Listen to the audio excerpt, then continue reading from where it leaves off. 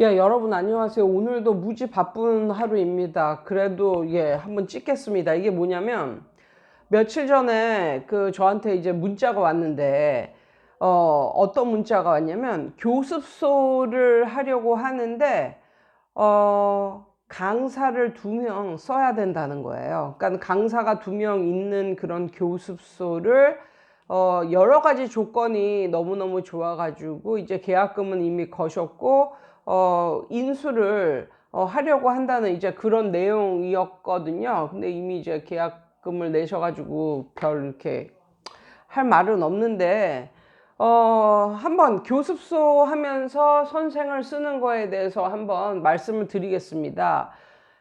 교습소를 하면서 선생을 쓰는 경우가 아주 많지요. 예, 사실 많아요. 그런데 이제 걸릴 확률은 별로 없는 것도 맞아요. 특히 도시, 큰 대도시권에서 교습소를 하면서 선생을 두고 하는 경우는 굉장히 많습니다.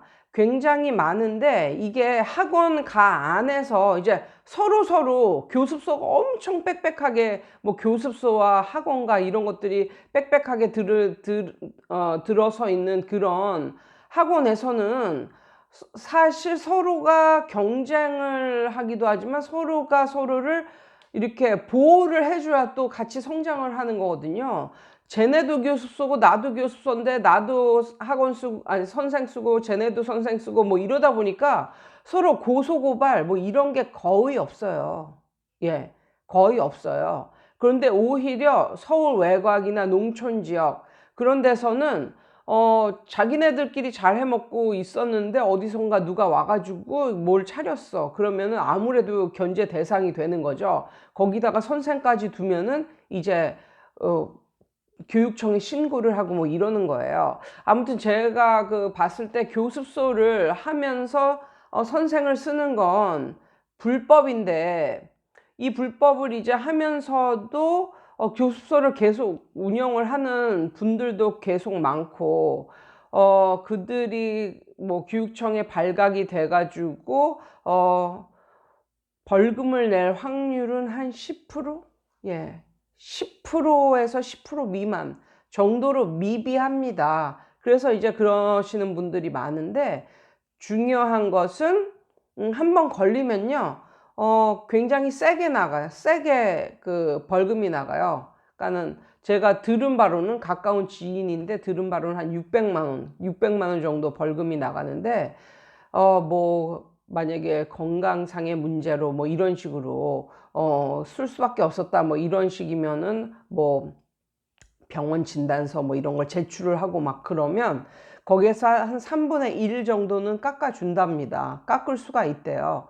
그러면 그래도 한 400만 원이죠. 예, 그것을 벌금으로 한 번에 내라고 이렇게 고지서가 나오는 이런 경우를 받고 그러니까 없는 게 아니에요. 그런 경우는. 그래서 제가 여러분들께 말씀을 드리는 것은 교습소를 하더라도 선생이 없어야 되는데 만약에 너무너무 힘들고 그래서 선생을 이제 보조 선생을 쓰면 교육청에 신고를 하십시오. 그런데 보조 요원, 보조 선생도 아니고 선생이라는 말을 쓰면 안 돼요. 보조 요원을 이제 신고를 하는데 그 보조 요원이 하는 일은 뭐냐면 학원 청소, 그 다음에 학생들 채점을 하면서도 학생을 가르쳐 주면서 채점은 절대 안 되고 그냥 답지를 보고 채점을 하는 사람, 그리고 학원을 청소하는 사람, 그리고 저학년 1, 2학년 학생들을 학교로 데리고 갔다가 또 뭐 학교로 데려다 주고 뭐 이런 보조 요원은 쓸 수가 있어요.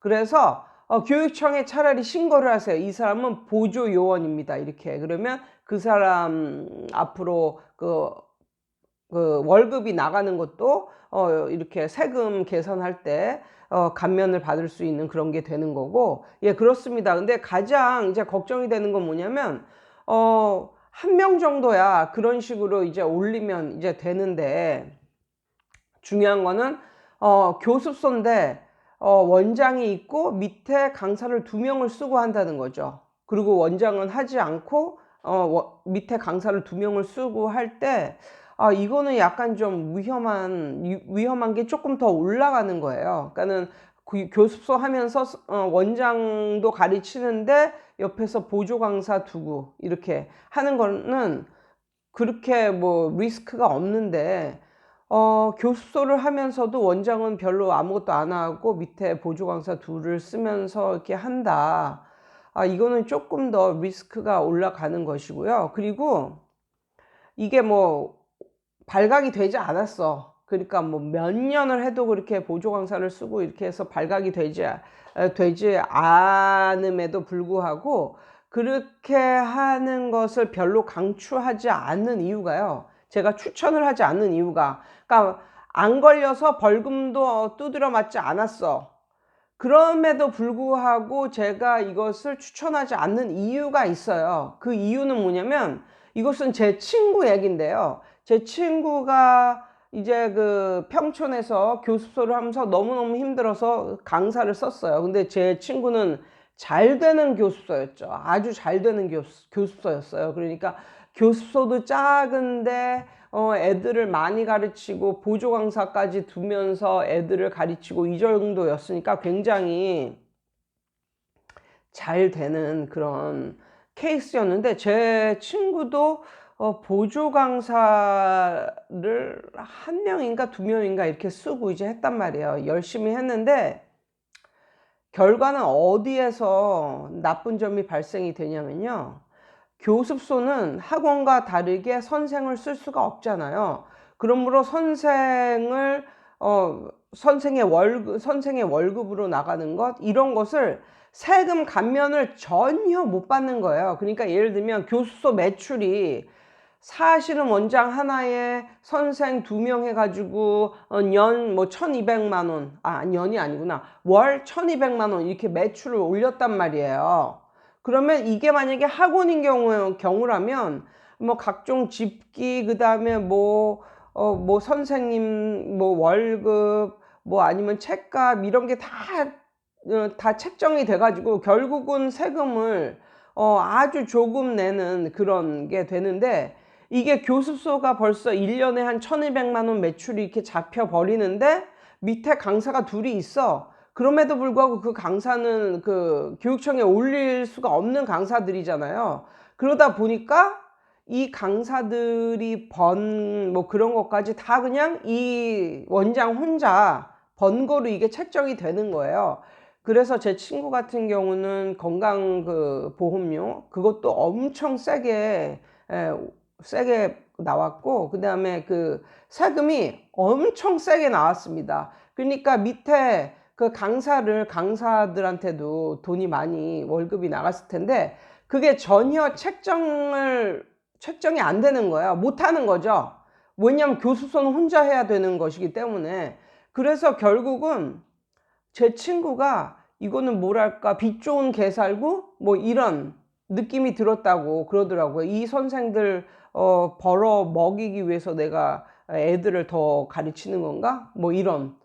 예. 그래서 나중에 그런 문제를 저한테 막 토로를 하고 막 그랬는데, 그런 면에 있어서는 교습소보다는 학원이 훨씬 좋죠. 왜냐하면 학원은 이렇게 부대 비용 뭐 이러저러한 비용이 삭감이 되기 때문에 그 정도 만약에 학원을 해서 번다면 거의 세금은 거의 나가지 않을 수 있는, 예, 그런 건데, 교습소를 하면 그렇다는 거예요. 그래서 교습소를 해도 발각이 되지 않고 해도 그 교습소에서 올린 매출이 다 혼자 번 거로 책정이 되기 때문에, 교습소를 하는데 혼자 강사 1~2명을 쓰고 이렇게 하면 오히려 나중에는 많이 번 거 같았는데 세금을 너무 많이 두드려 맞아 가지고 약간, 그래도 뭐 교습소를 해서 그 정도 벌었으면 정말 많이 버는 거지만, 제가 항상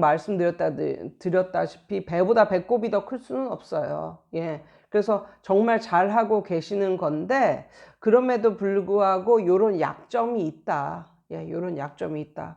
그리고 1명이 그냥 원장님으로 있고 2명의 강사를 쓰면서 원장님은 아무것도 안 하고 2명의 강사를 이렇게 쓴다. 그거는 정말 약간 리스크가 큰 거예요. 그러니까 나중에는 뭐 그런 걸 요즘에는 엄마들이 다 알거든요. 교습소는 어때야 된다는 걸. 그래가지고 그러니까 모든 사람들하고 정말 좋은 관계로 사이좋게 지내셔야 돼요.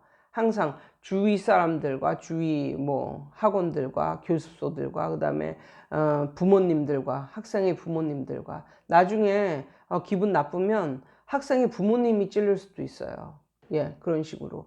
그래서 교습소를 하면서 선생을 쓰는 것 이게 교육청에 발각이 되지 않아도 않으면 뭐 땡이다. 교육청에 발각되지 않으면 만사 땡이다. 뭐 이렇게 생각을 하실 게 아니라 그 이외에 우리가 생각해야 될 점. 예. 세금이 너무 많이 나온다. 그거에 대해서도 한번 말씀을 드렸습니다. 예의상이에요. 저는 또 오늘 나가야 되겠죠. 오늘 하루도 좋은 하루 되세요.